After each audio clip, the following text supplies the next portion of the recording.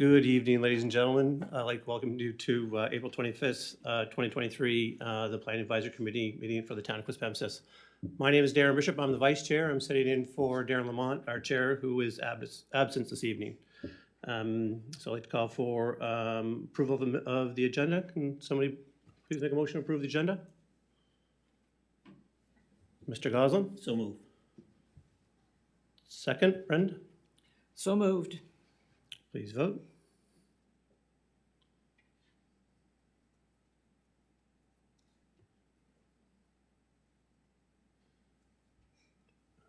So it's going to come.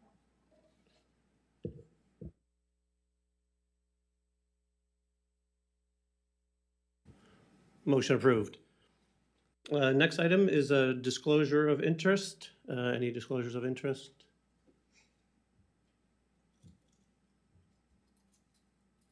None being, we'll move on to item number 4, approval of the previous minutes. Can I have a motion to approve, please? Mr. Guest? So moved. Mr. Chairman, it's Brent. I'll second that.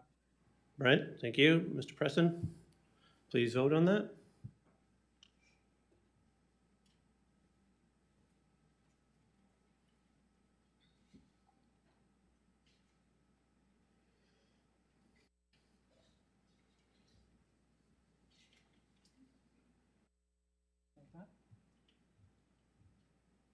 I didn't see that.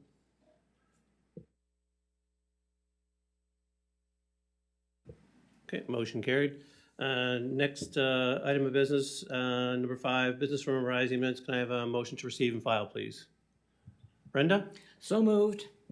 And a seconder? Kendall? I'll second that. Thank you. Please vote. Guess we don't vote on that.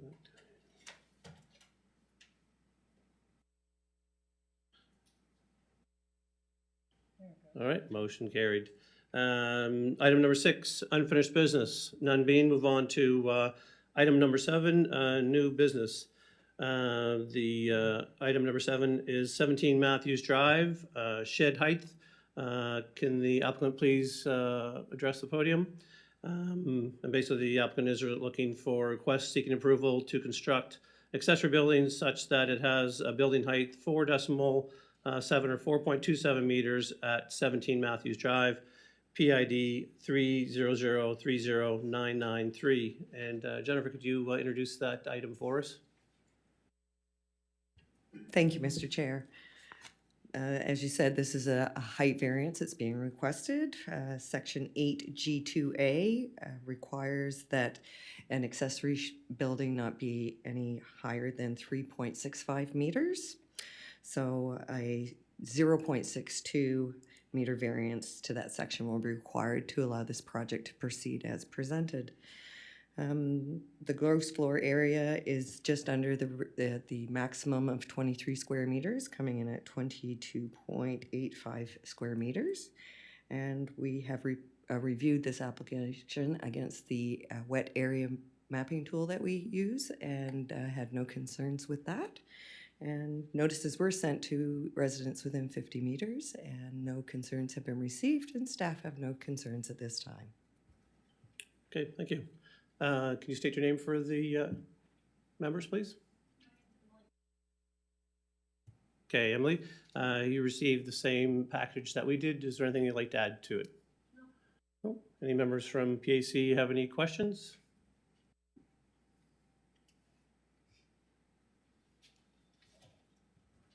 Brenda? Just a quick question. Does that have a loft in it? The plan is to have storage like above. We were hoping for 10-foot walls, and it's, you guys have the package that shows that it has a roof that isn't tiered, or it's on one side. So to have 10-foot on the back pushes us to 12-foot on the front. And so, yeah, that's kind of the hope, is just for storage above and to set our bikes up and stuff like that. Yeah.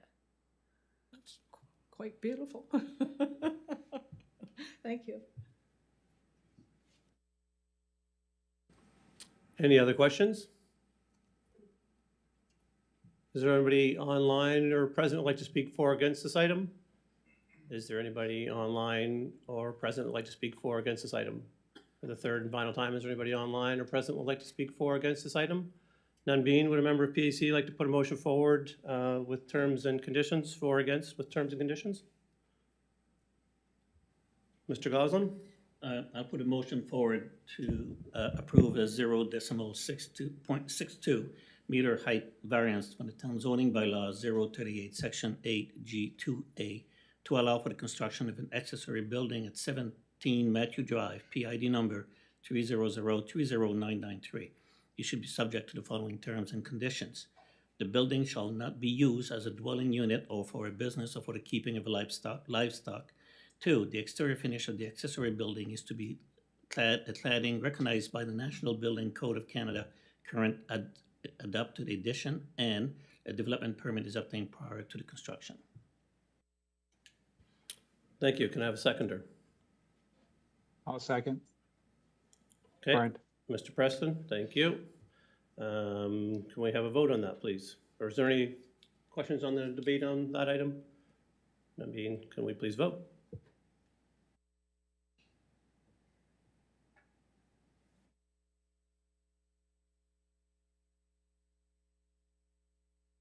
Motion carried. You'll get a letter in the mail in 5 to 7 business days with your approval. Good luck. Thank you.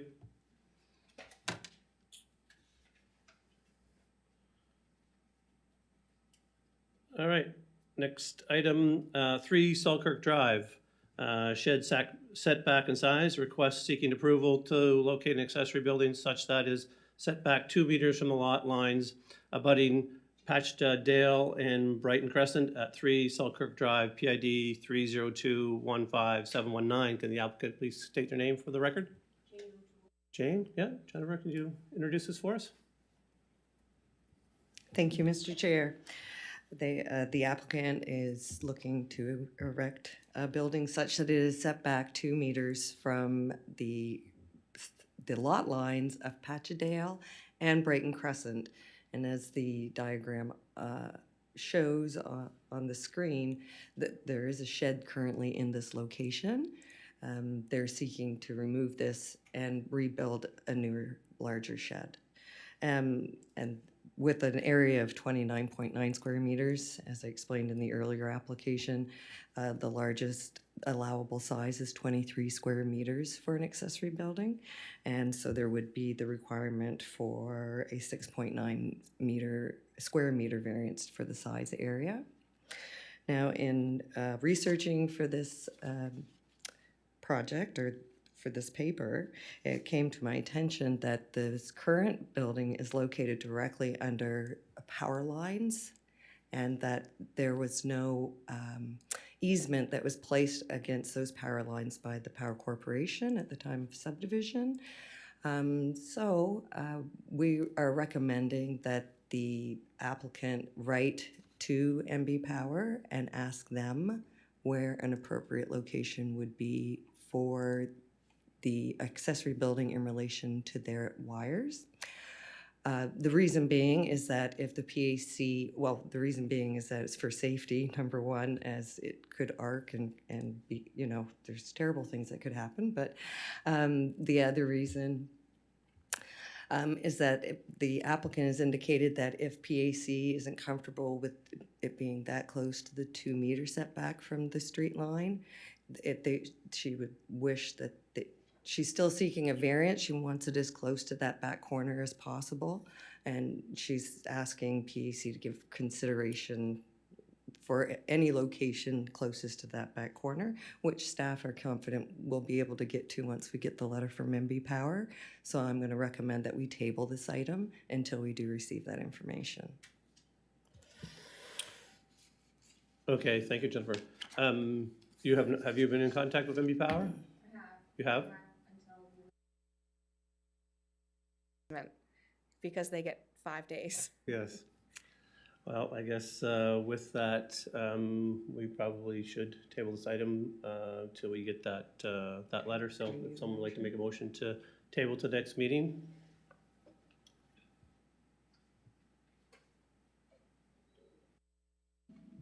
Mr. Guest?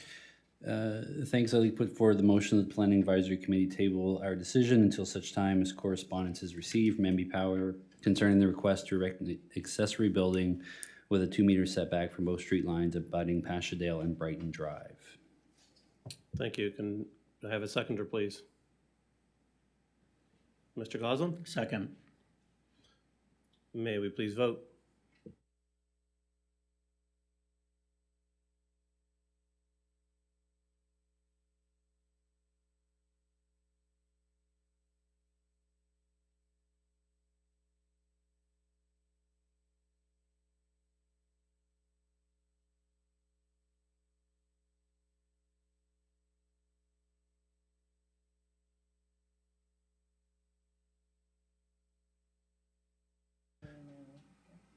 So the motion is carried.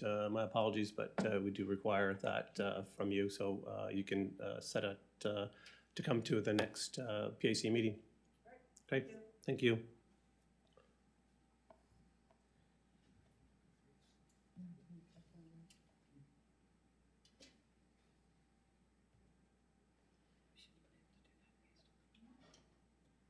Mm.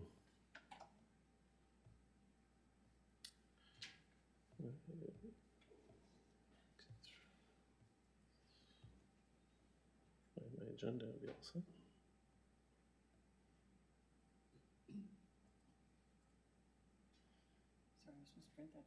Yeah, that's fine. All right, item C, 65 Grafton Drive, fence setback. Can the applicant please step forward? Application requesting the approval to erect fencing such that a portion of its 180 centimeters in height in the front yard and a portion is proposed to be located on or near to the property line at 65 Grafton Drive, PID 303-43131. Can the applicant please state their name for the record? Richard Peabody. Yes, Mr. Peabody. Jennifer, can you introduce this for us, please? Thank you, Mr. Chair. Section 6S2 of our zoning bylaw states that fence in the front yard may not exceed 75 centimeters. Section 6S7 of the same bylaw also says that the fence are to be located at least 60 centimeters from a property line. The applicant does live in an R1 zone with a lot that has 2,810 square meters. They're proposing to erect a fence to enclose their yard to keep their pet dogs in while keeping the deer out and allowing for ornamental flowers, gardens as part of their landscaping. The request is for a 1.05 meter variance to section 6S2 to allow a fence height of 180 centimeters located in a front yard, and specifically that is the yard abutting Grafton Drive. The siting of the house is such that it seems to be a side yard for the property. However, from a planning perspective, it is abutting the street and would be considered a front yard. They are also requesting a portion of fence that is shared with the property at 73 Berkshire Crescent to be on or near the property line. And I understand that you've been in conversation with the neighbor and they're in agreement with this fence and that... Yes, the owner of 73 Berkshire, Mr. Sachin Matthew, is with us today. Wonderful. Notices were sent to properties within 50 meters of the subject lot. One letter of concern has been received, and the concern stated opposition to a fence height variance along Grafton Drive, as they had concerns for the aesthetics of their home and the rest of the street. Thank you, Mr. Chair. Thank you, Jennifer. Peabody, you received the same package that we did. Do you have anything you'd like to add? No, I think it describes it well. I've looked at Ms. Jarvis's recommendations. Should the committee approve this regarding the setbacks from the property lines, etc., I have no problem with that.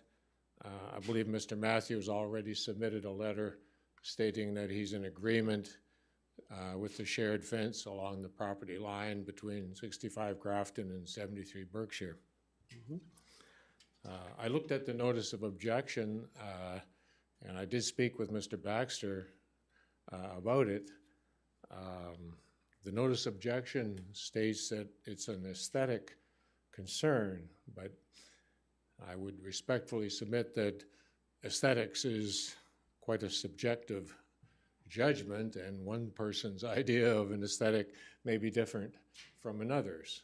I would also note that the two neighbors who are directly across the street, Grafton Drive, from us, and whose houses would face the proposed fence, have not posed any objections. Mr. Baxter's house is on the southern side of our property, so I don't believe that they would actually see the fence from the windows of their house. Mr. Baxter also expressed some concerns that when exiting his driveway, the fence might block his view of any vehicles coming down Grafton Drive.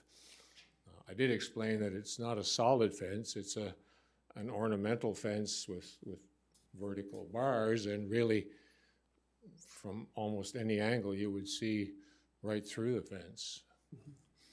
I guess other than that, I have no comment. All right, thank you.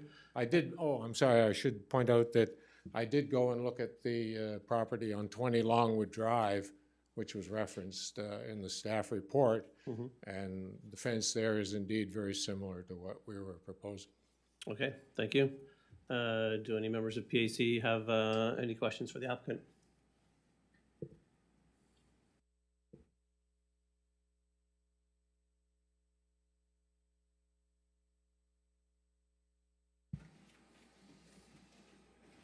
Brenda? My question would be, would you consider removing fence D, the wildlife fence, and using this fence C, like going down this side of your property? Because I think that's what they have on Longwood. I'm Is sorry, that I'm not all- sure. I'm not sure I understand the question, Ms. Holland. Okay, the back of your property, you're proposing to put wildlife fencing. And that's going to be, that's fence D, I think it's called. Yes, correct. Okay. Yes. That property behind you will be developed before too long because they're already Yes, putting the eventually it will street, be, starting yes. the street. Quite true. Would you agree to use the same fence on the back you're proposing to use on the side? Not the ornamental one at the front, but the other Oh, wire. the chain link, you mean, Yeah. instead of the agricultural type Yeah. fence? I suppose we could if it was, if it was an issue. We proposed the agricultural type fence just because it was in the woods, and it's of course lower cost, but if it was an issue, we could use the chain link there, yes. It's just an issue with me. I don't know about anything else, but if somebody gets that property right behind you and they see that type of fence, they're going to want to enclose their property with that type of fencing. And because nobody wants the deer running all over everywhere. But yes, I can support this if the fence D becomes fence C. We could agree to that. Okay. Okay, thank you, Brenda. Are there any other questions from any members of PAC?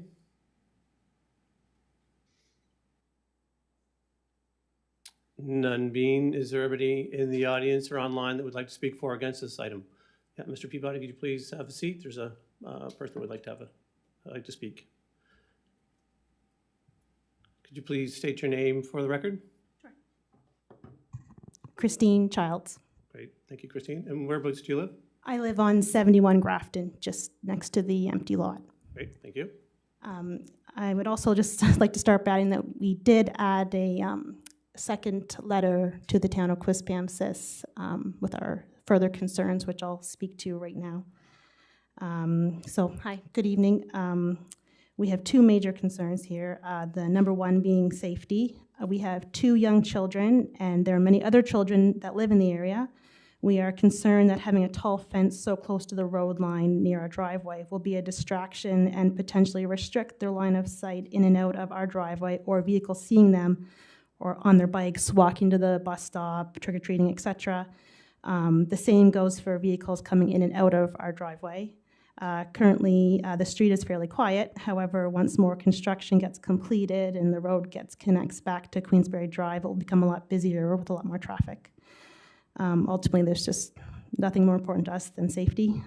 Number two is the resale value of our property. We were with the understanding that the municipal bylaws were in place, and there's no other homes in the subdivision that has this set up. You mentioned a home on Longwood Drive, but I guess I'm thinking in our specific subdivision with a fence along the front of the property.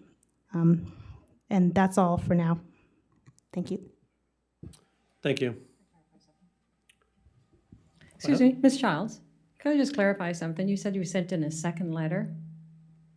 I received one letter as PAC secretary. Was there a second letter? I sent it to Mayor O'Hara, and she included So it wasn't, the people. second letter wasn't Dwight, sent? I got a response from Dwight Colburn. I wanted to on it. confirm that it wasn't sent to the PAC secretary. That's why I wanted to Oh, no, report. sorry. Thank you. I did get a response though back, so I know it was received.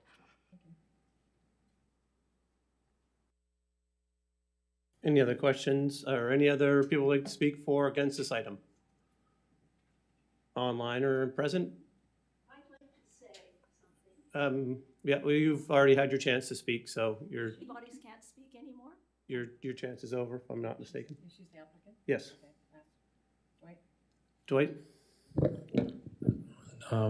Thank you, Mr. Chair. So once you give opportunity for anybody wishing to speak for or against, once that time has concluded, then the proponent has the opportunity to come back and address any concerns that were presented.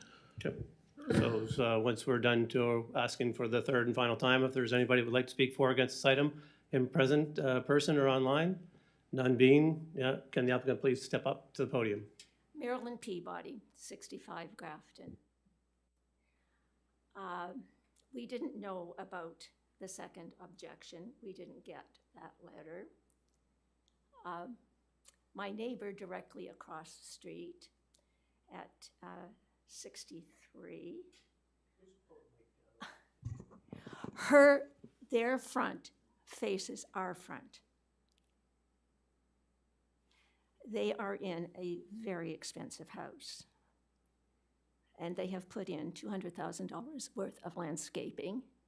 And her comment to me was, we think it will be lovely that we can sit on our front deck and look into a park across the street, which is what that lot will be like when it's finished. Yes, right now it looks like a vacant lot, but I think it will add to the value of the street. And she offered to come tonight, and we said, we don't think it's really necessary. So I think you need to think about that too, because there are 3 houses and 2 of them are over a couple of $1 million, and they are not bothered by what we're doing. They think that's great. And I believe in being a good neighbor. I'm not trying to do anything that would offend anybody, but I would like to be able to have a little bit of space for my dog, and these lots are small. And because of all the rock, we had to build the way we did, and that was on George Queen's advice. Thank you. All right, thank you. All right, is there any member of PAC who would like to make a motion for or against with terms and conditions?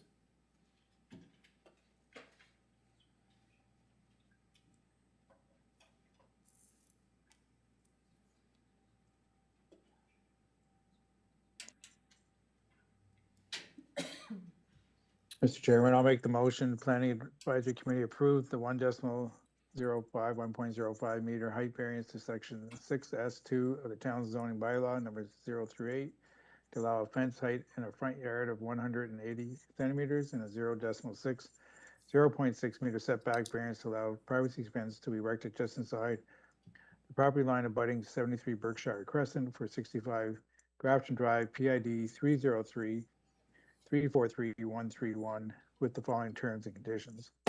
1, a 0.6 meter setback is observed along the front lot line, rear lot line, and the southern side lot line. 2, lot lines are clearly delineated prior to construction.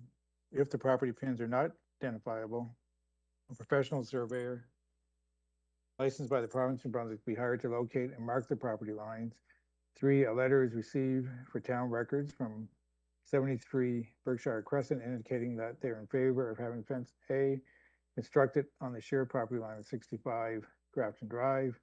4, a development permit is obtained prior to any construction. And 5, as per the applicant, fence C is to be extended around the back of the property and fence D is not to be used. Okay, thank you. Can we have a seconder for that? Mr. Mason? I'll second that. Okay, on the debate, is there any questions, concerns on debate for this item? None being, please vote. One moment, please. Jennifer? I just wanted to bring it to the PAC's attention. Mr. Colburn just brought to my attention that there is MB Power easement that actually runs along the front of the property. So we will also require a letter from MB Power. We can actually go through with the approval process, but knowing that a development permit will not be issued until a letter from MB Power is received with their permission. I'm fine with that. Adding that to the motion subject to MB Power approval. Great, yep, so we will add that to the motion. Mr. Preston, you're good with that? Mr. Mason, you're good with that as well? All right, please vote.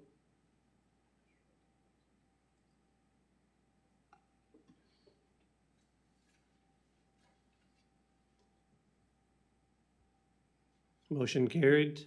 You'll get a letter in the mail within 5 to 7 business days with your approval. Good luck. Thank you.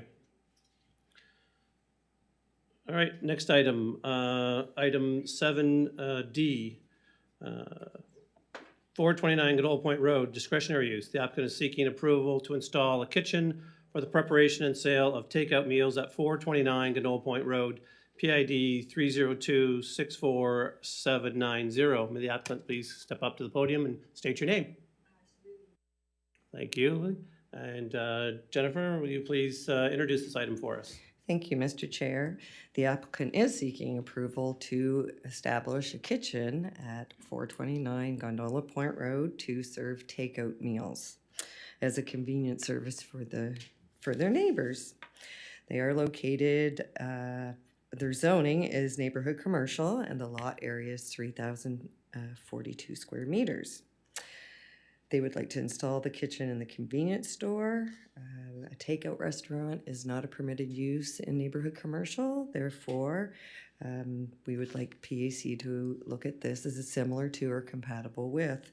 Section 3D does give PAC the ability to do that for a similar use that's permitted in the zone, and a snack bar is a permitted use in the neighborhood commercial zone. So, I also would like to point out to the committee that the service station has been in existence since at least 1946, well established before the zoning bylaw, and therefore has legal non-conforming rights.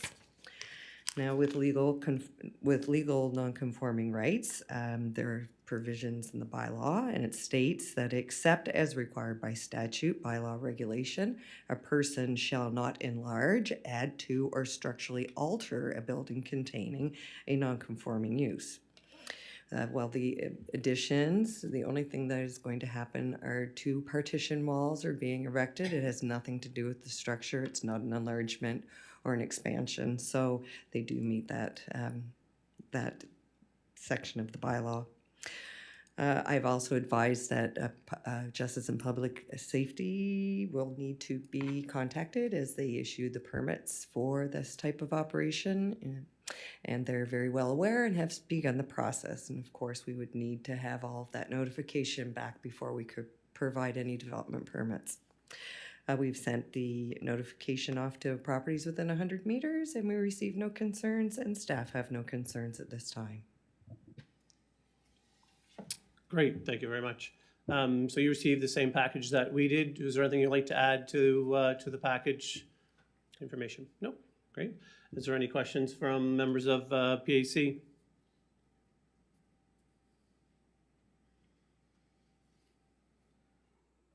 Brenda? What type of food will your snack bar be serving? Takeout. You want? Takeout. Okay, yeah. Yeah. Like burgers, chicken, or, Something like that, but also Oriental a little bit. okay, yeah. That's what I was wondering. Yeah. Better choices for the local people. All right, thank you. Great, thank you, Brenda. Any other questions?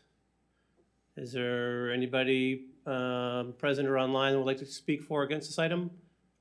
Is there anyone present here or online that would like to speak for or against this item? For the third and final time, is there anyone present or online that would like to speak for or against this item?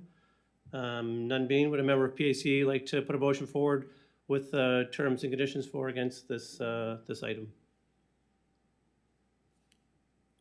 Mr. Mason? I recommend the Planning Advisory Committee approve the kitchen use as a similar to a snack bar at 429 Gondola Point Road, PID 30264790, subject to the following terms and conditions. Number one, the applicant must provide the town with a copy of any permits issued by the province in connection with the development of a commercial kitchen for town records. Number two, the kitchen must be secondary to the primary commercial use of the main building. Number three, renovations to the building must follow the National Building Code of Canada, current edition. Number four, a development permit and building permit are obtained prior to any work being commenced. Can I have a seconder on that, please? Mr. Guest? I'll second that. Great, thank you. With that, can we please have a vote?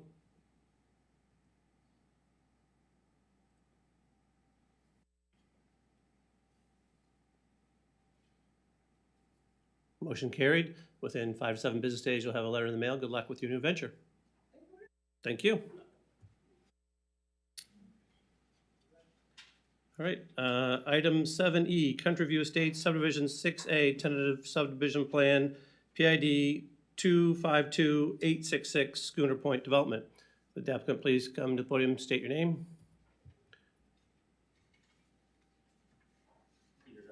Thank you, Mr. Donovan. And Dwight, would you like to introduce this item? Thank you, Mr. Chair. So you, Mr. Chair, to the Planning Advisory Committee. So the application that's been received by the Planning Department is with respect to Country View State Subdivision Phase 6A. The plan that was probably included in your package showed more than or went beyond the 25 lots that's under consideration in the stage of the process. It showed a sort of a full build out of potentially the property. At this stage, we're looking at Phase A, which is the first initial 25 lots. That would include an extension of Pioneer and Squire Drive, as well as a court development. This application comes before the Planning Advisory Committee in accordance with the Subdivision Bylaw and the Community Planning Act, in that any subdivision development that sees the development of municipal streets as well as land for public purposes, then it's a requirement that the plan come before the Planning Advisory Committee, that they may have an opportunity to look at the overall layout of the subdivision, the layout of the streets, as well as the proposed land for public purposes relative to the development. And also it comes before you to look at the street layout in terms of its overall connection, providing access into the subdivision as a primary access, and then any alternate or secondary access into the area. So PAC would look at whether that's meeting the conditions or the expectations as established in the subdivision bylaw, as well as looking at it, ensuring that it doesn't prejudice any future development in the area. Obviously, as we look at the overall development in this area, it's a strip of land that basically is bounded by a developed area, Folier Drive, as well as Flagstone. So in terms of prejudicing future development and what's before, the Planning Advisory Committee shows beyond Phase 6A with access into the remnant parcels as well. So that's been provided for PAC to consider. Just a couple of items, I guess, from a planning perspective and under the development officer's review and approval authority. Obviously, standard conditions will be required. Those would obviously look at how it's being serviced in terms of sanitary sewage. In this particular case, it's municipal sewer is going to be extended, so there's existing infrastructure in that particular area that would look at that. Obviously, it would flow into an existing wastewater pump station and cobblestone area, to my understanding. So it's ensuring that that wastewater pump station is designed to handle that capacity based on the original design. I believe it did take into consideration the potential to build out that particular area. But again, we would review that through this process. It would be serviced by on-site wells because it's 25 lots, and obviously the remnant parcel has the ability to create more lots beyond that in accordance with the subdivision bylaw as well as the Clean Water Act of the province. We would be looking at a hydrogeological study that would ensure there's sufficient water of quantity and qualities to meet the requirements of that particular development.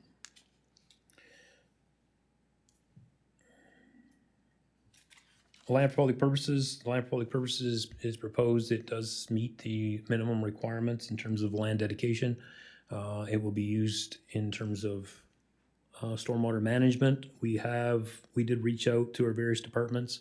Community Services came back with comments regarding if the land for public purposes can be expanded beyond just stormwater management. They do have concerns in that a lot of the land for public purposes that have been acquired lately is being aimed or geared towards stormwater management and not looking at also providing additional spaces in those areas, whether it's just green space or some sort of recreational space. So they're looking at potentially additional uses. So making sure there's open space. It is proposed that there would probably be an LPP, a pedestrian connection from the extension of Pioneer down to the Meanings Cove Road. Again, stormwater management, we would be looking at a comprehensive stormwater management plan. It's my understanding in conversations with the developer that and his consultants that they're looking at obviously some sort of stormwater retention area, but as well as introducing curbs into the street design to ensure the water is contained within the appropriate infrastructure, and sort of looking at better stormwater management practices in that particular area. The staff report makes reference to the subdivision bylaw, section 7, as well as the zoning bylaw with respect to preservation of trees. Obviously, we do want to see the development undertaken in a manner where any actual clearing is restricted to that, which is necessary only for the initial right-of-way clearing and any building development. Again, that's something that would be part of the development permit process, is ensuring that that condition is met. Correspondence was sent to the NB Power, the power distribution, and we did receive a response back. They've indicated that they would obviously have to look at approval in that particular area. That once the development gets into more of a design phase, because they do have infrastructure in that area and they have a right-of-way, that in accordance with their policies and requirements, then they would have to review and approve the work within or near their right-of-way and power transmission lines. So that we would be looking for that as well as a condition of approval. The staff report also indicates a number of variances with respect to the lots. They're listed there, so rather than going through each individual one, some of them are minor variances. What we're looking at essentially is the overall area. The lot area of all the lots meet the requirements. It's a matter of some of the lots being located on the street, on the curve, which means they have a narrower frontage. So when you get approached the line of setback, which is 7.5 meters, then they're getting closer to the actual minimum lot width of 30 meters. So that particular side of things, there isn't really a concern, given that there's sufficient lot area, that the lots are serviced by municipal sewer. So it wouldn't from a planning perspective, it's not something that's of a significant concern. Again, there's no street grade profile submitted this time, so that would be looked at once we get the actual preliminary engineer designs for the street layout. Again, but in accordance with the subdivision specifications. Once you go be over 6% grade, then you're actually getting into a stormwater management system that is piped, and it's what we would refer to sort of as a closed system. And again, it's my understanding that that's going to be the approach that is taken here. Mr. Donovan can elaborate on that if need be. And I think that pretty much sums it up from an intro and planning perspective. Thank you very much, Dwight. So Mr. Donovan, you received the same package that we did. Was there anything you'd like to add to members of PAC? I think the biggest thing is I'd like to address some of the concerns that some of the residents have had. I just made some notes on each of them. I just want to make sure that everyone understands that we're trying to take their point of view into perspective. There was a gentleman on Flagstone Drive that expressed concern that in previous times the MB Power right-of-way was used for storing materials and equipment. I just wanted to clarify that that wouldn't be the case here. We'd only be working on the proposed property. There were several questions from a family on Fuller Drive regarding an environmental impact assessment and groundwater, stormwater. For the most part, things that are going to be dealt with in the detailed design phase. As part of the planning department, they send it to the Department of Environment. They let us know if it triggers anything. Through our due diligence, we don't believe there are triggers there, but we'll wait for the all clear on that, obviously. There was a concern about lot size, and I think Dwight mentioned it, but we're in an R1 zone serviced by municipal sewer, so everything meets the size-wise, and there are a couple of variances needed for setback or frontage, I guess. We did receive the notice from MB Power, and we've filed that permit. There are a couple of things on the staff report. Am I able to direct questions to staff on this? It was just clarification. On the connection to Fuller, I just need clarification because I maybe I'm just misreading. On page 2, I believe it says no connection, and then on page 6, yes to a connection. So my question just is, are we doing it? If so, at what time? And we're happy either way. We just want to make sure it's clear. That's all. Mr. Coburn? Through you, Mr. Chair, I think that's just a missing word in terms of it would be there is no connection to Fuller Drive at this time, but as part of this development, then it would be required to extend that connection from Squire over to Fuller Drive. So it's sort of missing a word in the staff report. Thank you very much. Yeah, Mr. Donovan, you may continue. Understand. Thank you. Just to elaborate briefly on the stormwater management side, Dwight mentioned we've had some conversation about curb. We're kind of in the earlier phases of a detailed design. We'll be proposing multiple cross sections. Some will have curbs, some won't. But overall, it'll be a closed stormwater system, as he brought up. Just a note on the comprehensive water analysis. It's one of the first things that we do. So whenever we do receive a development permit, we've already engaged 2 different parties, one to drill the wells and one to do the study for us. So that'll be one of the first steps as soon as we can get a trail in there. We have our test wells kind of preliminary located, so we'll go ahead with that.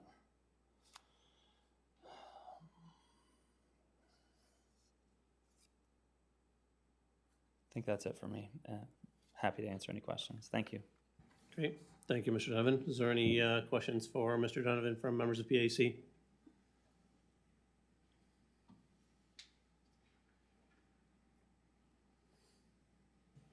Mr. Goslin? Yeah, through you, Mr. Chairman. Mr. Donovan, you addressed several of the concerns from the letters from the local resident.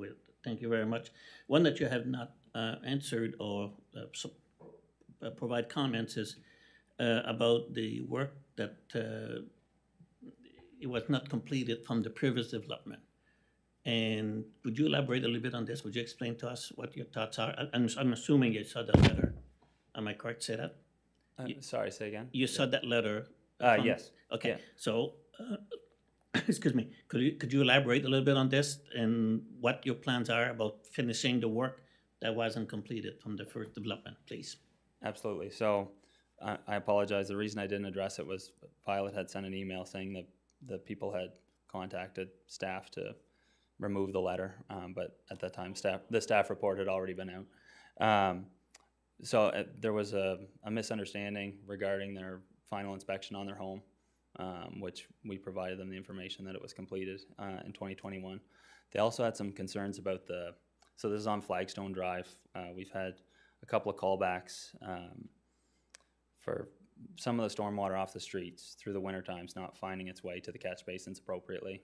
So we've been working with the engineering department, and they've asked us to try and find some sort of a solution, or basically added work that we can do to help mitigate that.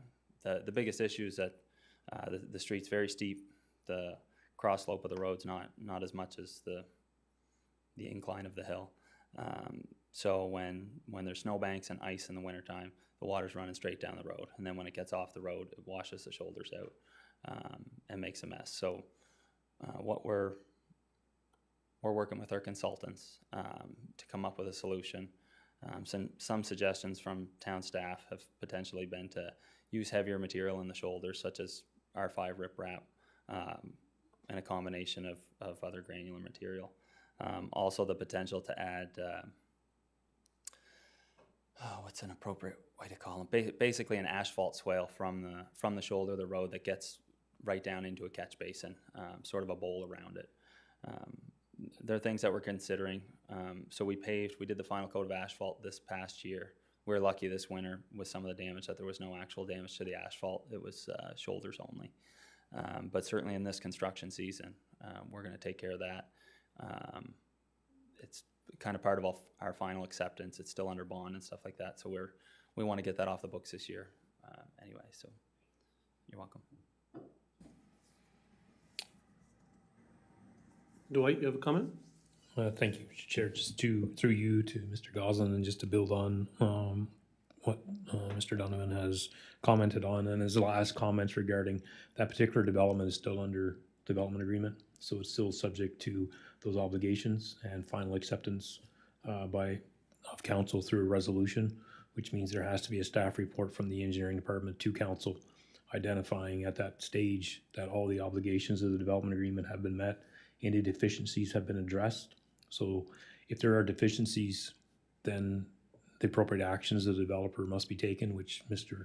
Donovan has indicated they're looking at.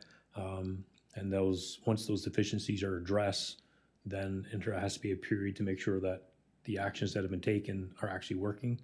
Once it reaches all that stage, then it becomes a decision of council whether to accept the work under to a final acceptance. So at this stage, those concerns and that issues are currently under a different agreement, which has other tools that'll make sure that they're addressed to the satisfaction of the town. Thank you for that clarification. Any other questions for Mr. Donovan?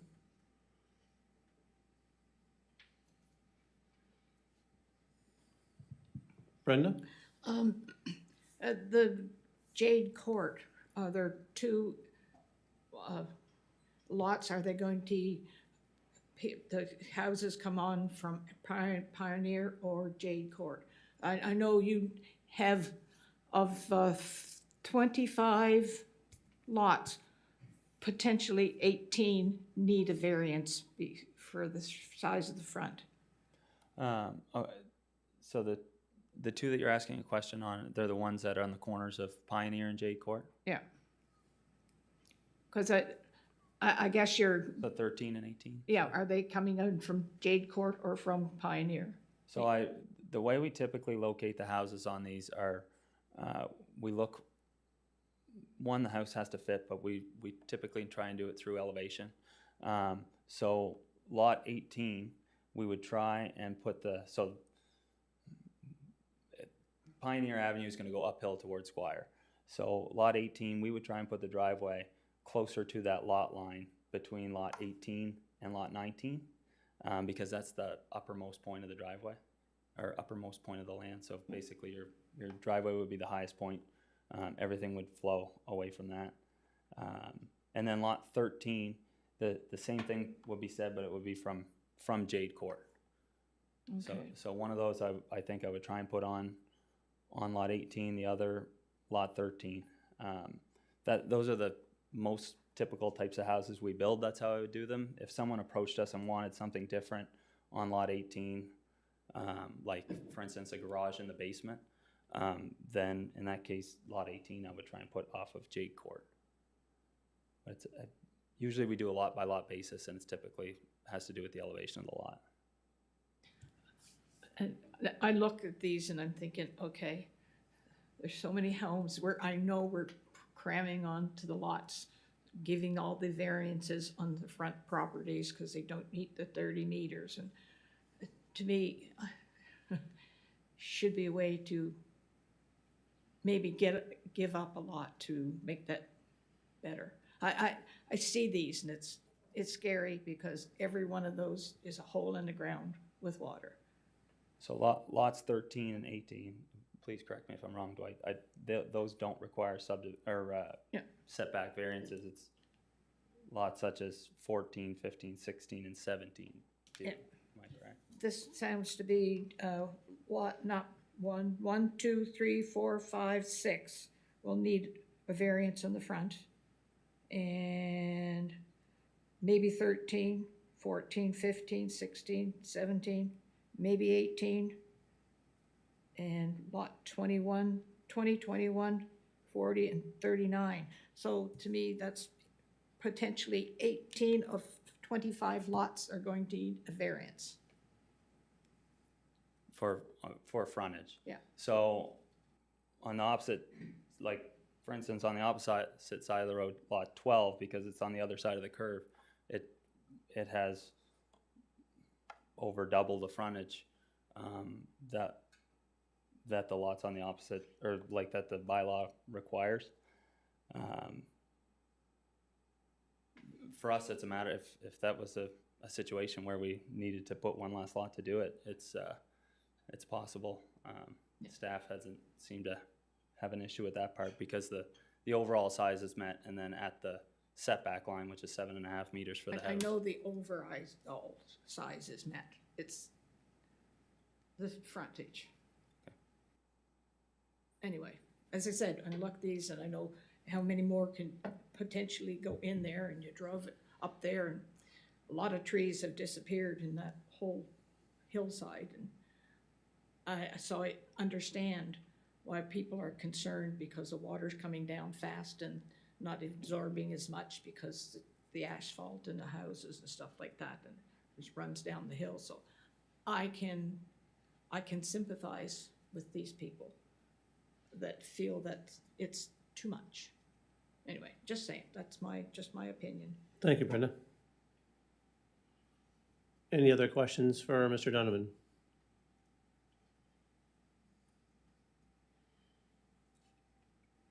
Mr. Mason? This isn't a really specific question, but I guess is there anything you've learned from the previous developments in regards to stormwater that you'd try to implement in this one, or your consultant? Like, is there any concern areas? I hear a lot about stormwater. I haven't really visited the site, but is there any concerns that you know you're going to have to implement? So a little bit about what Dwight and I and also Mark were kind of talking about is there's a curve on Flagstone Drive that is also our development that's almost the same as what that curve on Pioneer Avenue is. Okay. And so we're looking at like an 8% street. The water has a little bit of a hard time getting off at each catch basin. We have a catch basin at every property line, and it's hitting that curve. Basically, like you see in front of 15, 11, and 9, the water's hitting that curve and having an issue. So we're looking at a cross section that has curb on that for Pioneer. We think it's going to give a better opportunity. Then we'll have catch basins actually in the curb line also. So we think it'll at least prevent that shoulder washout and any potential damage in the swales or potentially encroaching on people's properties, I guess. All right, great. But yeah, it's definitely something that we've learned, and that's an issue that we're also trying to address. But yeah, moving forward, we'd like to improve for certain. All right, thanks. Thank you, Kendall. Any other questions for Mr. Donovan? None being, is there anyone present or online would like to speak for or against this item? We have a present person in the back. Mr. Donovan, could you please have a seat?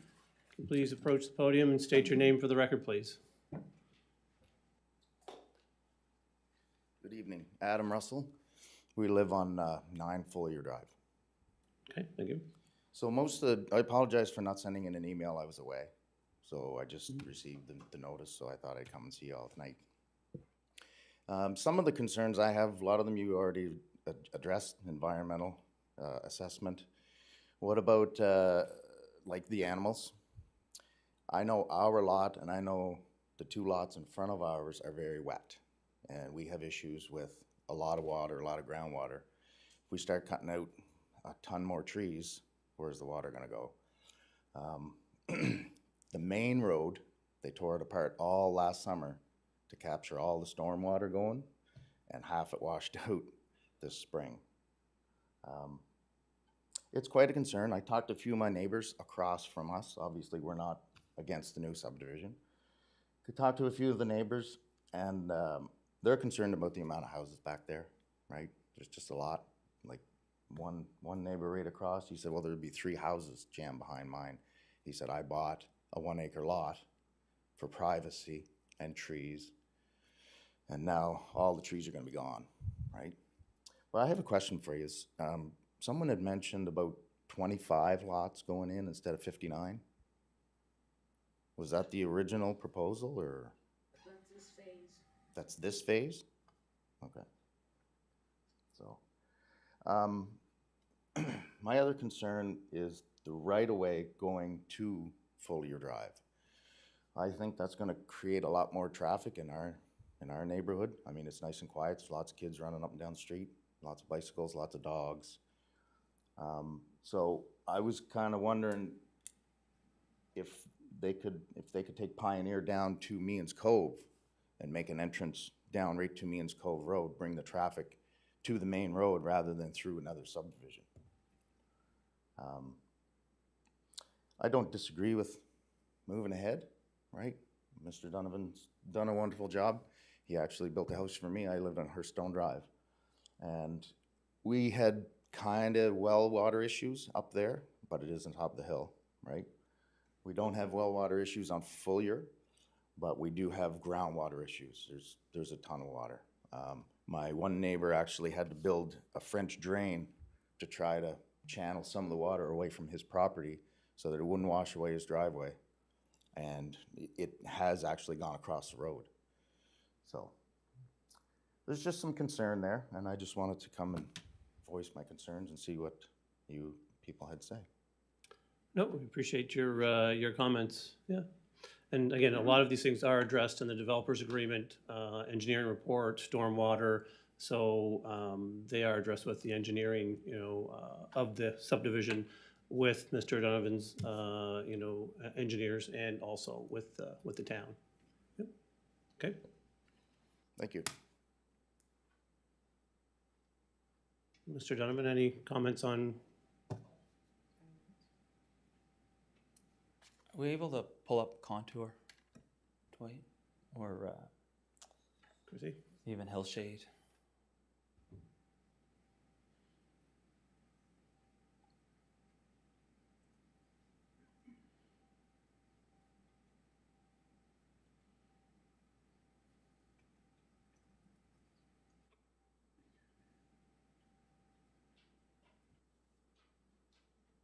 A lot of information. Yes, no problem. I mentioned that we're on the preliminary side of detailed design, but just as this is observation for me and the contours. When I walk from this center line of this street to here, a lot of these contours are pushing into the properties on Fuller. Part of our stormwater management plan We're gonna, one, balance pre and post development flows. So we're actually gonna prevent any water that's currently going from this property onto any of the properties at Fuller Drive. We're gonna prevent that from happening, and we're gonna balance pre and post development flow. So in essence, just to sort of the groundwater concern, it actually, the properties immediately adjacent should technically be improved by any of that lot water not entering their property any longer. Great, thank you. Was there anyone else who would like to speak for or against this item, present or online? For the third and final time, is there anyone who would like to speak for or against this item, present or online? None being, would a member of PAC like to put a motion for or against with terms and conditions?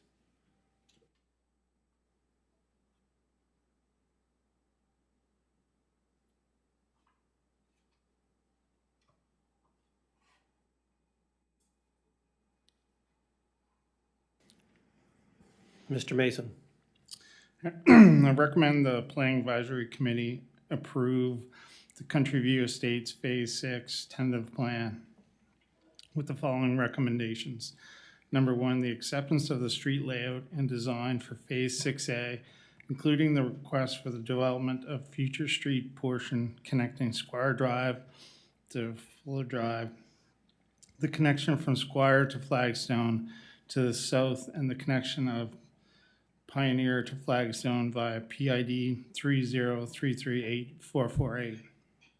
A revision to the tentative plan to include the details is required prior to approval. Number two, acceptance of the proposed LPP land in Phase 6 for protection of the drainage channel within the proposed development area. The proposed LPP land must also include a 6-meter wide active transportation connection that runs from Pioneer Drive next to Lot 1 to the subject lot frontage on Means Cove Road. This detail is to be included in the revised tentative plan. Number three, the granting of lot width variances for the following: Pioneer Avenue, Lot 1, 1.65 meters. Lot 2, 3.42 meters. Lot 3, 3.61 meters. Lot 4, 2.9 meters. Lot 5, 3.18 meters. Lot 6, 2.95 meters. Jade Court, Lot 14, 11.0 meters. Lot 15, 17.8 meters. Lot 16, 17.8 meters. Lot 17, 11.0 meters. If access is off Jade Court, Lot 13 is 10.2 meters and Lot 18 is 10.2 meters. Squire Drive, Lot 20, 0.7 meters. Lot 21, 0.6 meters. Lot 39, 0.4 meters, and Lot 40, 0.8 meters. A revised tentative plan for the submission of MB Power for their review.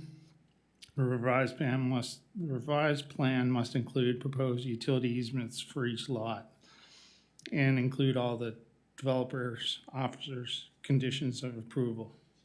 Great, thank you, Mr. Mason. Do we have a seconder on that motion? Mr. Guest, I'll second that. on the debate? None being, please vote.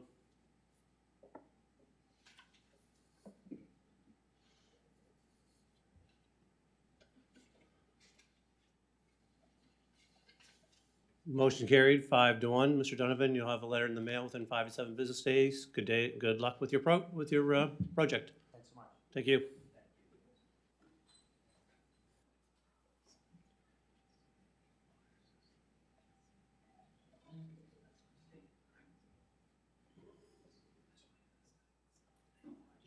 All right, item 7F.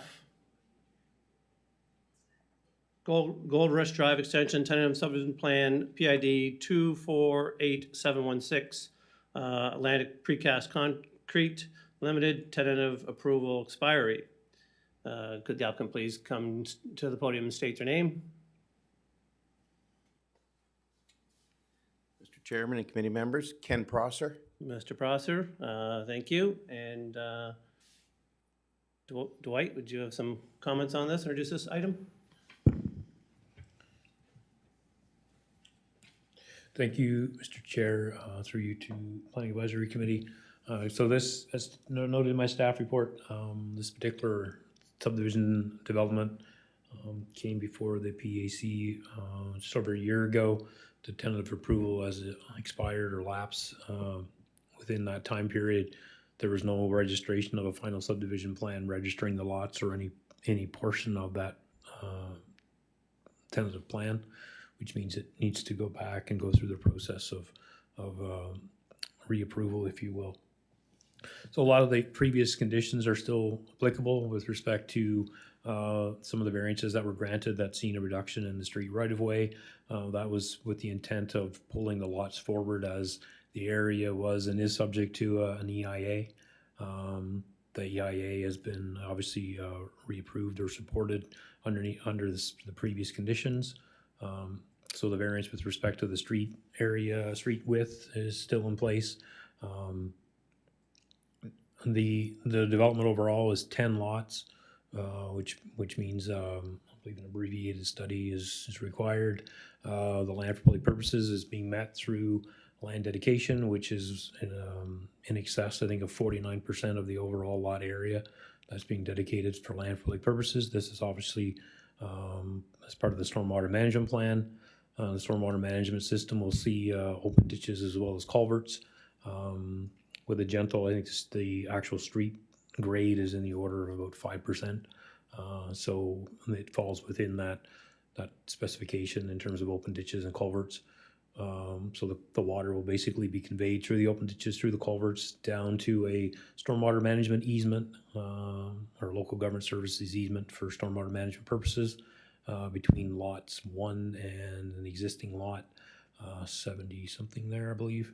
73, that goes back into a small retention area behind lots 1 and 2, with the water ultimately being discharged or dissipated into the land for public purposes to the rear of the retention area. There was a condition that lots 7 and 8 would not be further subdivided because of the lot area. They're larger lots. That would be still applicable. The area is serviced by municipal sewer with an extension of the existing infrastructure at the end of Gold Rush. I believe some of that work has been undertaken. Mr. Prosser can elaborate on that. So it's coming back to basically renew, if you will, or reapprove under the previous conditions. One of the items that was in the previous approval that was raised or brought forward to our attention was under the previous approval was with respect to the extension or the connection of between the playground on Gold Rush to the actual trail. So what PAC was looking for is possibly a trail connection in that area. That was taken into consideration, and it was reached out sort of to the province. And what ultimately would happen was, because this is under an EIA, it basically re-triggers that whole EIA process. You're actually impacting a wetland that's more than 2 hectares, and it wasn't part of the actual original submissions and approvals to the province. So giving the level of effort when there are already connections, if you will, Saunders Trail goes to Yukon Drive, and it's just simply around the corner into the playground area. That's something that the developer, as well as from a planning perspective, we feel that can be removed from the conditions. There is a street length variance that's required because the actual court is measured from the intersection of Yukon and Gold Rush to the end of the cul-de-sac. So there's a street length variance that's required.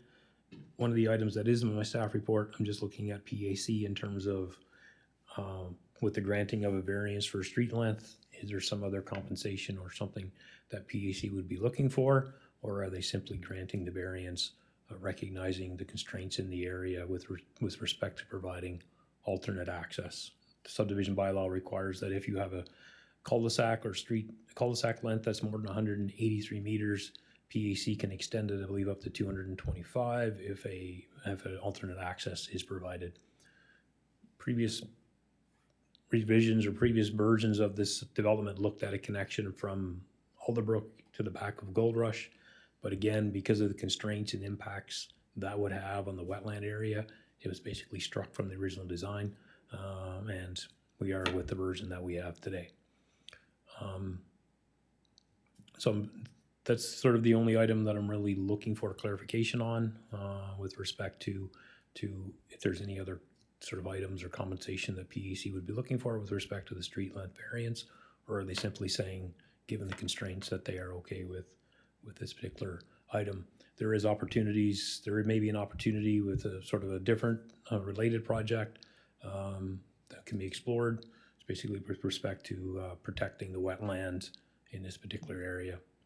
But at this stage, I'm just looking for recommendation in terms of if the variance is simply a granting of the variance.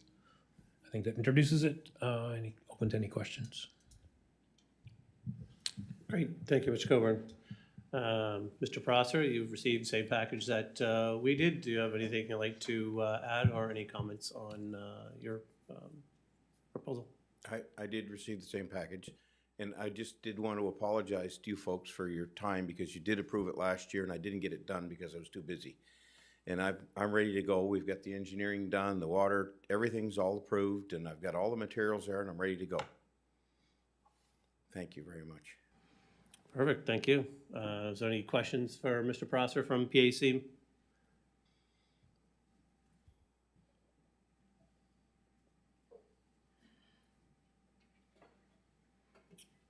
So this has been approved a year ago, but is there any questions or concerns from PAC members?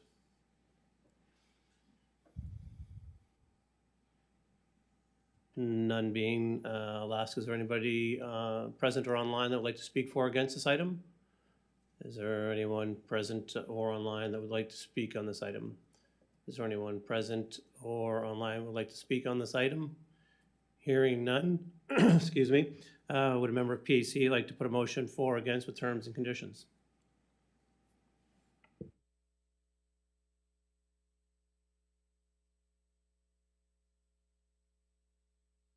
Mr. Chairman, I'll make the motion. The PAC support the development officer and consider approval of the Gold Rush Drive Extension Tendo subdivision plan, a plan proposing 10 single-family lots, dwelling lot, unit, building lots, and extension of Gold Rush Drive, a local government services easement for stormwater management, and 11,800 square meters of land for public purposes, subject to the following conditions. Lot width variance of 4.0 meters for lots 5, 6, and 7. PA support for the reduction in the street right-of-way with 18 meters and asphalt driving surface width of 6 meters, wide and short as per the proposed street cross-section shown on the plan. Approval of the cul-de-sac length of 223 meters with clear recommendation regarding support for the variance in the absence of a secondary access. Compliance with conditions of the Technical Review Committee of the Department of Environment correspondence dated July 25th, 2016. Confirmation of the woodland watercourse alternation permit required for Saunders Brook. Amendment to the Timberley Estate Phase 3 subdivision plan to designate the future street to LPP. Submission of the street centerline profile to determine if street grade variances are required. Submission of a comprehensive stormwater management plan demonstrating pre and post development balance flows with no negative downstream impacts. Submission of an engineer designed sanitary sewage system. Acceptance of the proposed LPP with a credit established for the developer for any future subdivisions with the existing municipal services easement to be designated as LPP. No further subdividing of lots 6, 7, and 8 with a note to be added to the plan. The developers enter into a standard development agreement with the town, and payment of filing fees in the amount of $300. Do we have a seconder to that? Mr. Gosnell? Second. Okay, on that, do we have a debate on that? I know on item 3, approval of the cul-de-sac length 223 meters with clear recommendation regarding support for the variance in the absence of a secondary access. Is there anything that we want to add to that or leave it as stated? I know Dwight expressed concerns on that, so I don't know if there's anything further we should put in there. Is there any Nothing has to be, but. Okay.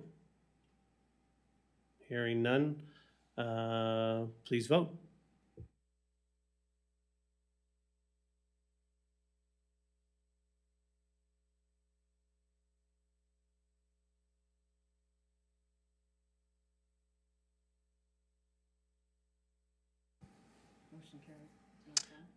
Motion carried. Mr. Prosper, you'll have a letter in the mail within 5 to 7 business days. Good luck with the project. Good luck. Thank you. All right, item number 8. Item is information to discuss, none being, yes, we'll move to, is there anything? Yeah, there's minutes. Oh, there is, sorry, the minutes. Can I have a motion, someone make a motion to approve item 8? Brenda? Motion to receive and file. And seconder, Mr. Guest? I'll second that. Thank you. Please vote.